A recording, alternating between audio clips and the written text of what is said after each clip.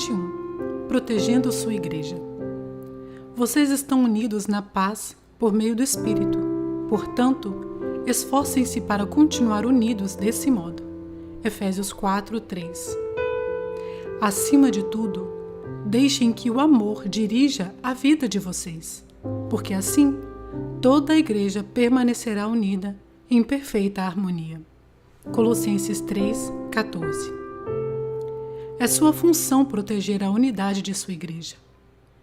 A unidade da igreja é tão importante que o Novo Testamento dá mais importância a isso que ao céu e ao inferno.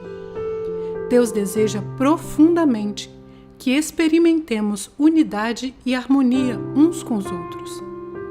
A unidade é a alma da comunhão. Destrua-a e estará removendo o coração do corpo de Cristo. A unidade está no âmago daquilo que Deus deseja que experimentemos na vida conjunta da igreja. Nosso modelo supremo de unidade é a Trindade. O Pai, o Filho e o Espírito Santo são totalmente unidos em um. O próprio Deus é o maior de todos os exemplos de um amor sacrificial, de humildade para com os outros e de perfeita harmonia. Assim como qualquer pai, nosso Pai Celestial tem prazer em ver os seus filhos em harmonia uns com os outros. Em seus últimos momentos, antes de ser preso, Jesus orou apaixonadamente por nossa unidade. Era a nossa união que estava em primeiro lugar em sua mente naquelas horas agonizantes. Isso mostra a importância do assunto. Nada no mundo é mais valioso para Deus que sua igreja.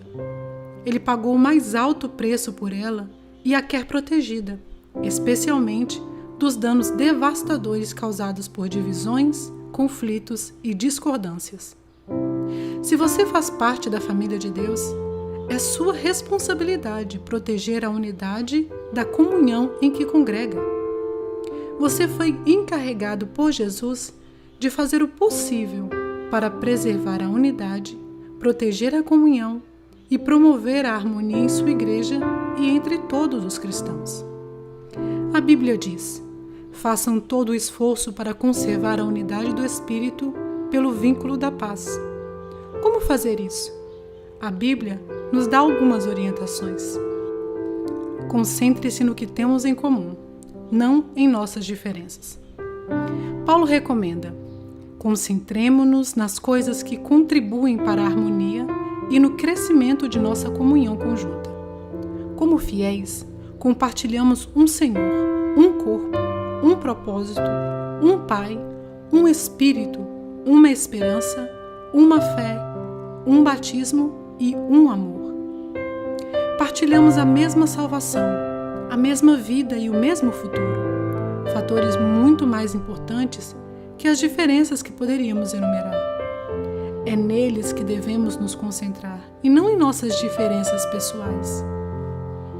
Lembre-se de que foi Deus quem escolheu nos dar diferentes personalidades, formações, raças e preferências. Logo, devemos apreciar essas diferenças, não simplesmente tolerá-las.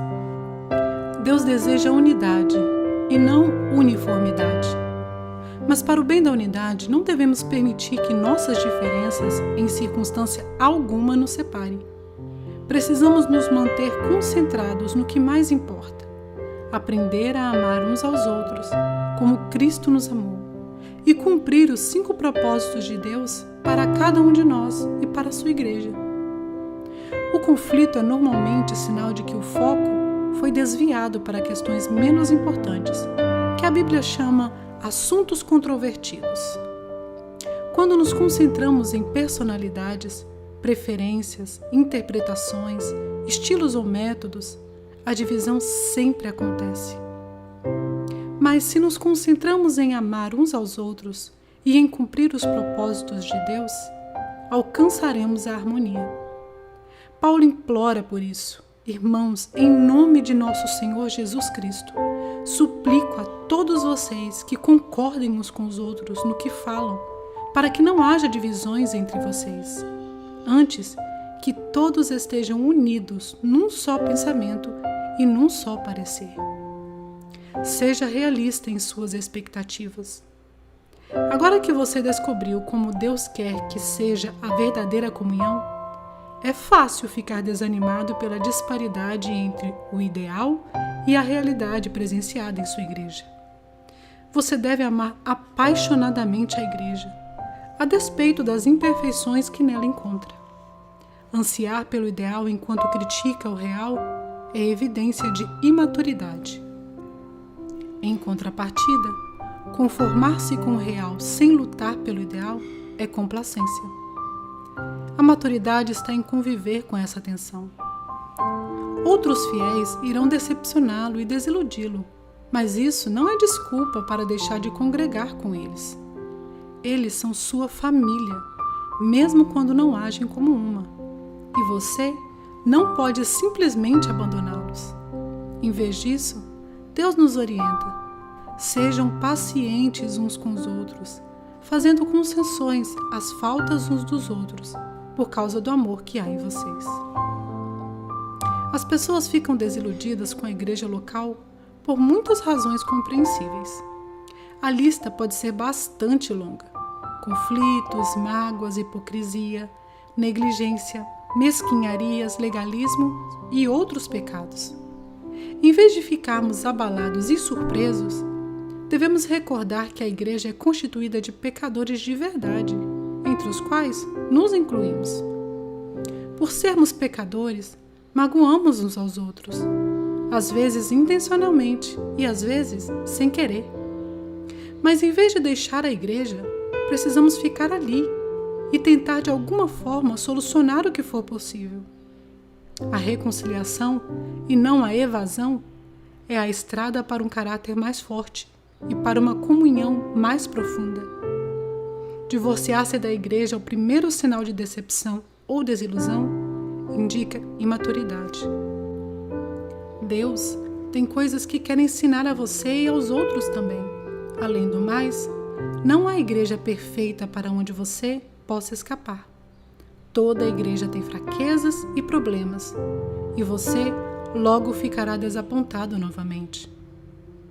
Groucho Marx ficou famoso por dizer que não gostaria de pertencer a um clube que o aceitasse como sócio.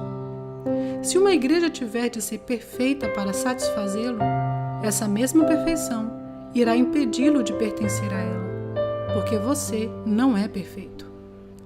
Dietrich Bonhoeffer, ministro alemão martirizado por resistir aos nazistas, escreveu um clássico sobre a convivência na igreja, Vida em Comunhão. Nesse livro, ele sugere que a desilusão com a igreja local é algo bom, porque destrói nossas falsas expectativas de perfeição.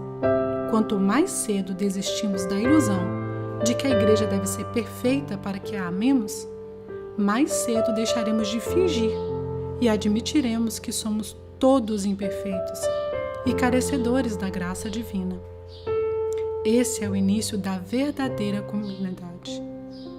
Toda igreja deveria afixar uma placa. Pessoas perfeitas não precisam entrar. Este é um lugar somente para os que admitem ser pecadores, carecem da graça e desejam crescer. Bonhoeffer disse: aquele que ama seu sonho de uma comunidade mais que a comunidade cristã em si, torna-se destruidor dela.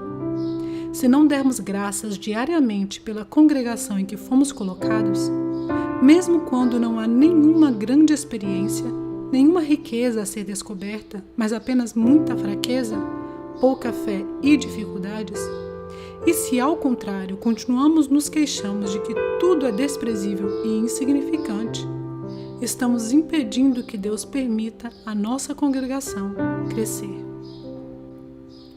Prefiro incentivar a criticar. É sempre mais fácil ficar de lado e atirar pedras naqueles que estão servindo a Deus que se envolver e contribuir. Deus nos adverte repetidamente que não critiquemos, comparemos ou julguemos uns aos outros. Criticar o trabalho que outro irmão está fazendo pela fé e com sincera convicção é interferir nos assuntos de Deus. Que direito você tem de criticar o servo de alguém? Somente Deus pode decidir se ele está fazendo o que é certo. Paulo acrescenta que não devemos julgar nem desprezar irmãos com convicções distintas das nossas. Por que você critica as ações de seu irmão? Por que tenta fazer com que ele pareça pequeno? Todos seremos julgados um dia, não com base nos padrões uns dos outros, nem mesmo por nossos próprios padrões, mas pelo julgamento de Deus. Sempre que julgo um irmão, 4 coisas acontecem instantaneamente. Perco minha comunhão com Deus, exponho meu orgulho e insegurança, predisponho-me em situação de ser julgado por Deus e prejudico a comunhão da igreja. O espírito crítico é um vício dispendioso. Na Bíblia, Satanás é chamado acusador dos nossos irmãos. Culpar, criticar e queixar-se dos membros da família de Deus é trabalho do diabo. Se fazemos o mesmo, é porque fomos ludibriados e induzidos a fazer o trabalho de Satanás. Lembre-se de que os outros cristãos, não importa quanto você discorde deles, não são o verdadeiro inimigo. O tempo que desperdiçamos comparando ou criticando outros irmãos deveria ser aplicado na edificação da unidade da congregação. A Bíblia diz: estejamos de acordo em usar toda a nossa energia para convivermos uns com os outros, ajudando os outros com palavras de encorajamento, em vez de desanimá-los apontando-lhes as faltas. Recuse-se a dar ouvidos a fofocas. Fofocar é transmitir informações quando você nem é parte do problema nem da solução. Você sabe que espalhar fofocas é errado, e se quiser proteger sua igreja, não deve nem as ouvir. Ouvir uma fofoca é como receptar mercadoria roubada. Isso o faz igualmente culpado pelo crime. Quando alguém começar a falar mal de alguém para você, tenha coragem de dizer: por favor, pare. Não preciso saber disso. Você já falou diretamente com a pessoa? Pessoas que trazem fofocas a você também irão espalhar fofocas a respeito de você. Tais pessoas não são confiáveis. Se você dá ouvidos a fofocas, para Deus você é um criador de casos. Criadores de caso dão ouvidos a criadores de caso.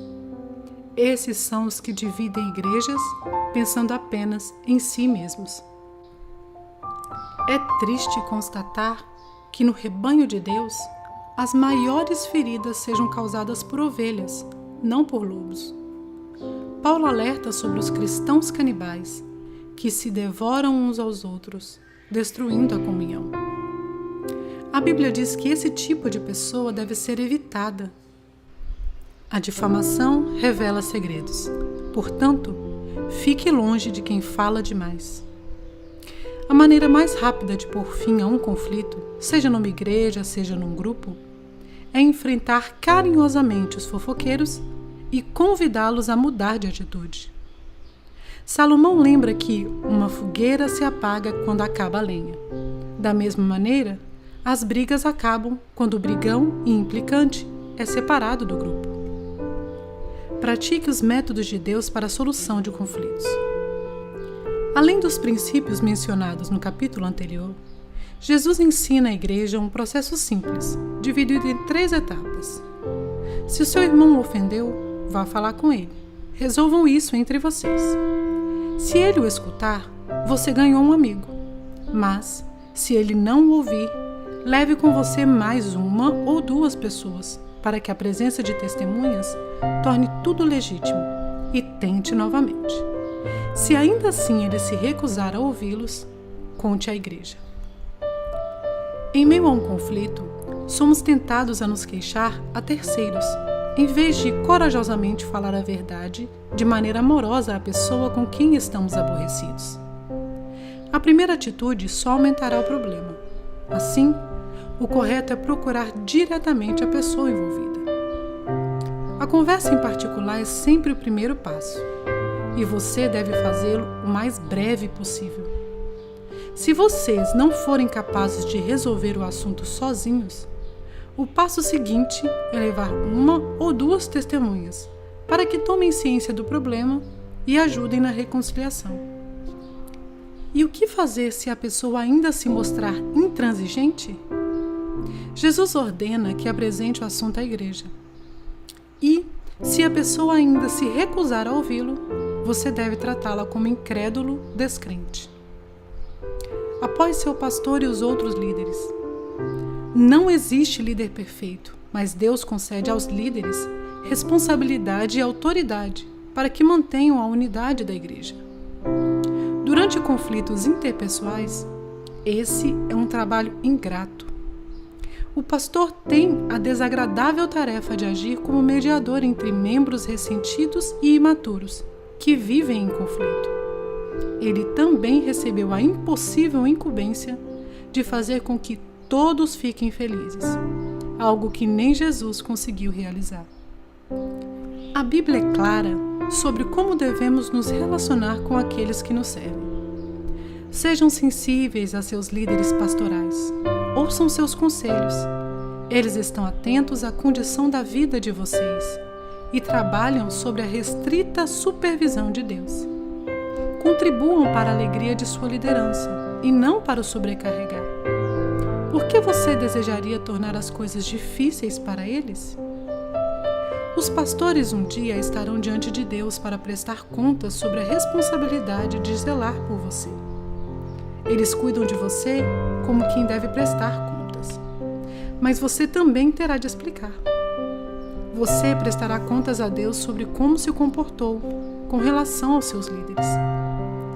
A Bíblia instruiu os pastores sobre como lidar com pessoas que promovem dissensão no meio da igreja. Eles devem evitar discussões e ensinar gentilmente o caminho inverso, enquanto oram para que os encrenqueiros mudem de atitude. Devem admoestar os que promovem polêmicas, rogar por harmonia e unidade, repreender os que desrespeitam a liderança e remover os perturbadores da igreja, caso não considerem os 2 avisos mencionados. Protegemos a congregação quando honramos os que nos servem no papel de líderes. Os pastores e anciãos necessitam de nossas orações, incentivos, apreço e amor. Recebemos a seguinte orientação: honrem os líderes que trabalham com tanto empenho por vocês, que têm a responsabilidade de os orientar e liderar em obediência. Sujeitem-se a eles com estima e amor. Desafio você a aceitar a responsabilidade de proteger e promover a união em sua igreja. Empenhe-se nesse objetivo com todas as suas forças. Deus irá se agradar disso. Nem sempre será fácil. Em alguns momentos, terá de fazer o que é melhor para o corpo e não para você mesmo, mostrando preferência pelos outros. Este é um dos motivos pelos quais Deus nos colocou na família eclesiástica, para aprendermos o altruísmo. Em comunidade, aprendemos a dizer nós em vez de eu e nosso em vez de meu. Deus diz: não pensem apenas no próprio bem, pensem nos outros cristãos e no que é melhor para eles. Deus abençoa a igreja que permanece unida. Na igreja Saddleback, cada membro assina um pacto que inclui a promessa de proteger a unidade de nossa comunhão. Consequentemente, a igreja jamais sofreu um conflito que dividisse a congregação. Tão importante quanto isso é o fato de que muitos desejam fazer parte dela, uma vez que se trata de uma comunidade unida e amorosa. Para se ter uma ideia, num período de 7 anos, a igreja chegou a batizar alguns milhares de novos convertidos. Quando Deus tem um grupo de novos cristãos que deseja libertar, Ele busca como incubadora a igreja mais carinhosa que puder encontrar. O que você está fazendo no plano pessoal para tornar sua igreja local mais aconchegante e amorosa?